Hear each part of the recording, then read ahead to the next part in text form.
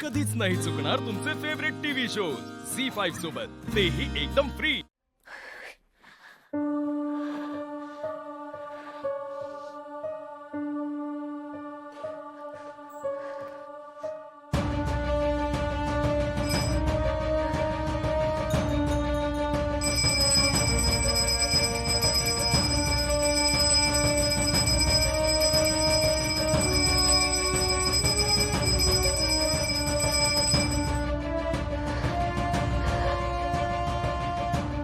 संयम संयम संयम सतत हात जप करत आले मी, पण आता बास। अन्याय होतोय आणि तू फक्त बघत बसलीयस। जर हाच तुझा न्याय असेल आणि हीच तुझी इच्छा असेल तर मला नाही लढायचं हे युद्ध। माझ्या डोळ्यांसमोर त्यांचा जीव घेण्याचा प्रयत्न केला आणि म्हणून मी त्यांच्यावर वार केला, पण त्यांना काहीच झालं नाही। विरोचक मरत नाही, ही कसली नियती। मी वध करून सुद्धा विरोचक परत जिवंत कसा होऊ शकतो?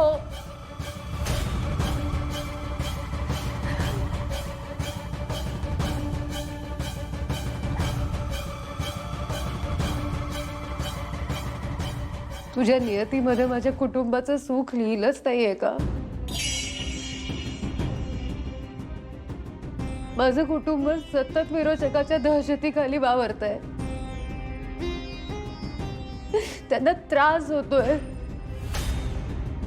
सहन करावं लागतंय का? यांची काय चूक आहे? लोकांच्या वेदना कमी व्हाव्यात, संकट टळावीत म्हणून तुम्हाला वरदान दिलंस ना? मग हे असं का होतंय? माझ्या कुटुंबाच्या वाट्याला काही भोग असतील तर ते मला दे,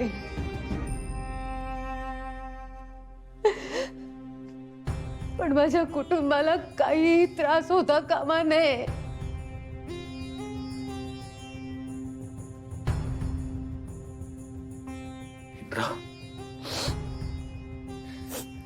चित्रा, आज अद्वैत साहेबांवर दोनदा हल्ले झाले, एकदा अस्तिकाकडून, एकदा विरोचकाकडून। विरोचकांनी त्यांना चिरण्याची भाषा केली। का? कारण अद्वैत साहेबांनी त्रेतायुगात तुला मदत केली होती। स्वतःच्या जीवाची पर्वा न करता ते तुझ्या बाजूने लढले,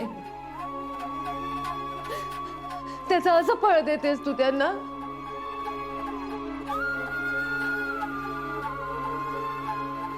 आई, माझ्या जीवाचं काही बरं वाईट झालं ना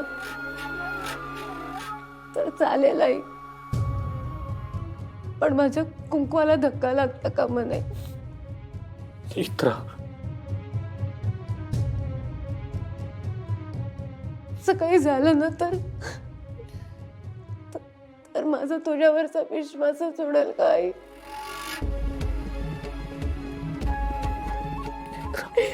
मी आजवर प्रत्येक क्षणी भक्ती केलीये, पण आता माझ्या भक्तीची नाही, तुझ्या शक्तीची परीक्षा आहे।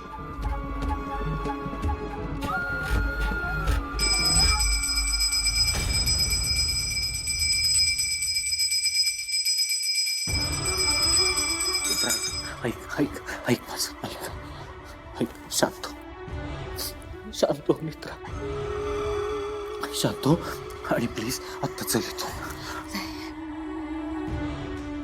मला देवी आईकडून उत्तर हवंय।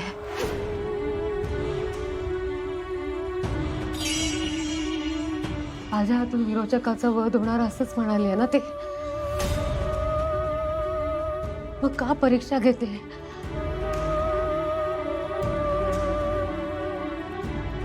आज मी विरोचकाचा वध करून सुद्धा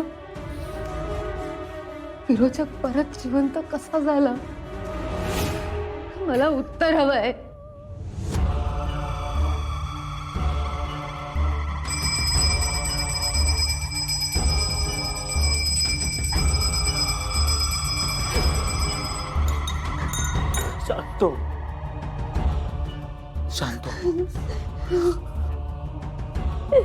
उठ.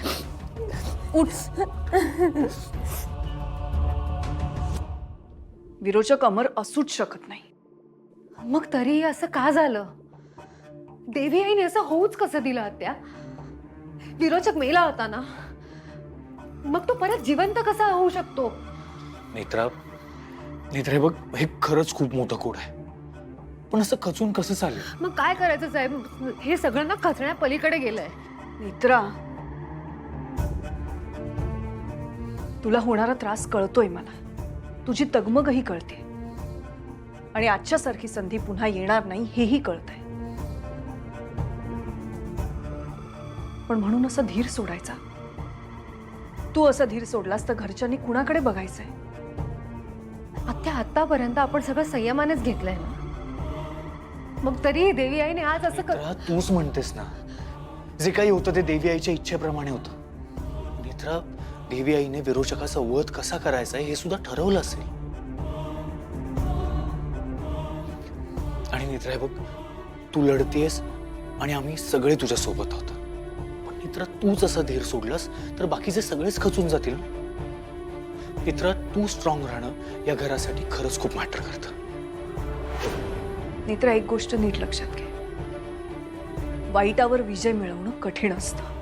अगं, सामान्य माणसाला सुद्धा त्याच्या आयुष्यात ह्या सगळ्या गोष्टींना सामोरं जावं लागतं. आणि ही तर देवी आई आणि विरोचकामधलं युद्ध आहे.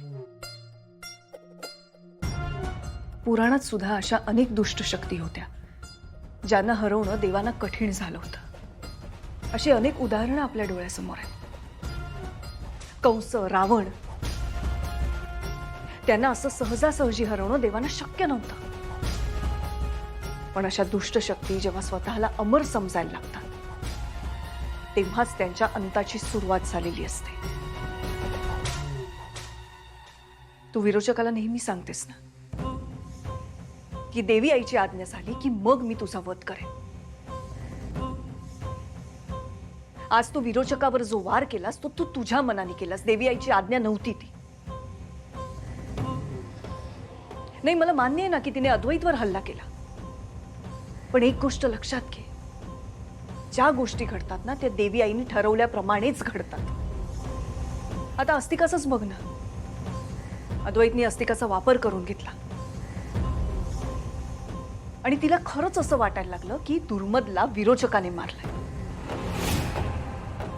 कदाचित तेच सत्य असेल आणि म्हणून आपल्याला इतका वेळ मिळाला असेल. झी5 ॲप डाउनलोड करा आणि पहा सर्व एपिसोड्स एकदम फ्री.